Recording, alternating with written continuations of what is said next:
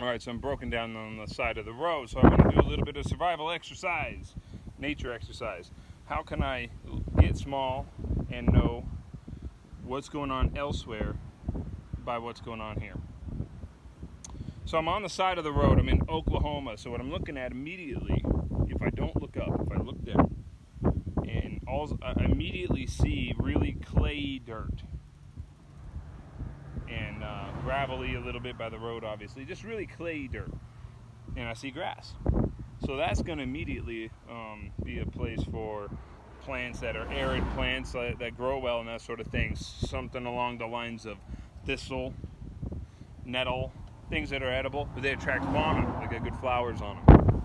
And they attract fauna. That's bigger sources of food. Now, if I keep looking around, now I heard grasshoppers. So if I use my other senses, I can hear grasshoppers and I can smell just a little bit of moisture. I don't know if that's my truck though. That could be my water pump went, or not my water pump, but my radiator went.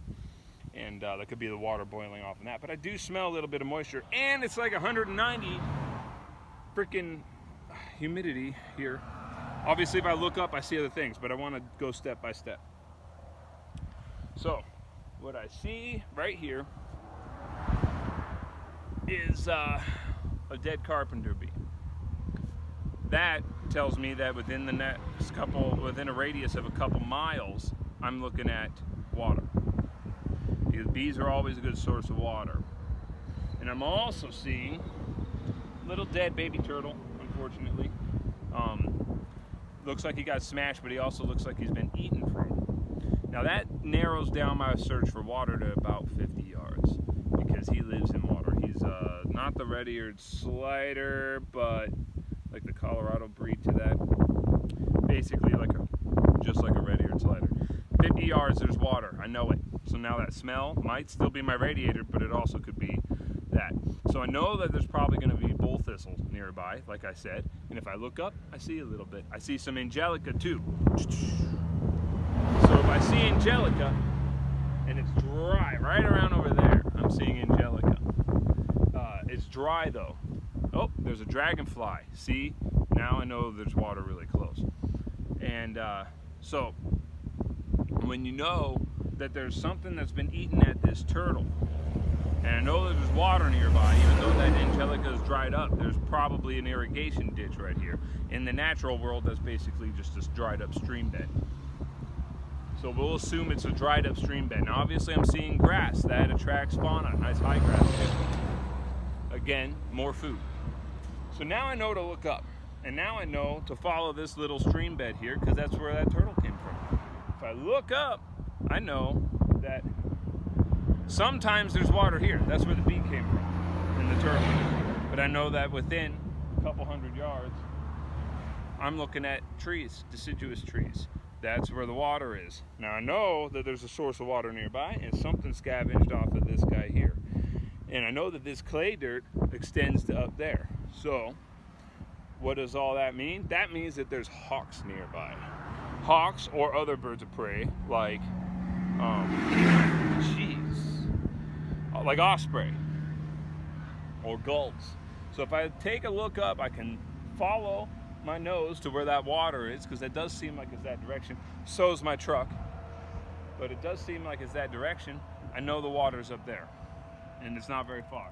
And I don't know if you can see it, but I see wings.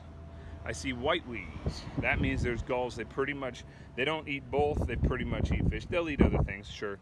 Obviously, they steal your lunch, but they mostly eat fish. So then not only is there fish there, like you could always assume with a river, but you know that it's right there.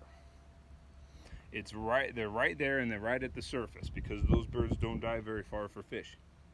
So now I know how everything ties in together. This bee has been pollinating, this turtle has been eating the worms, has been clay soils, very grub friendly, and has been eating the grubs and the worms, and this bee's been pollinating all these flowers and has brought them over to there and has attracted fauna. So I know that I can use this grass for thatching, for baskets. I can, a short walk, make it to where there's shelter and water. And I know that there's food all along the way. There might even be water before I get there. I know what's going on there, starting with what was going on here. And that's my main focus. I can talk about the skills all I want, but anyone who has a construction job has building skills. Anybody who does arts and crafts has crafting skills. You can get and think outside of the box, but to really think outside of the box and really understand nature, that's what you got to do. You got to understand how they fit together. And I see blackbirds, little red-winged blackbirds hanging on that thistle over there. That means that there's cattails. That's a gold mine. That's fire making material. That's cordage. That is food root to fruit. That's another good one. All from seeing a little red and black wing over there. I know what's over there. Now I know what's half a mile away from what's going on here, and what I could hear and smell, and what I barely could see over there. And I already could assume it was over there because I knew to look over there.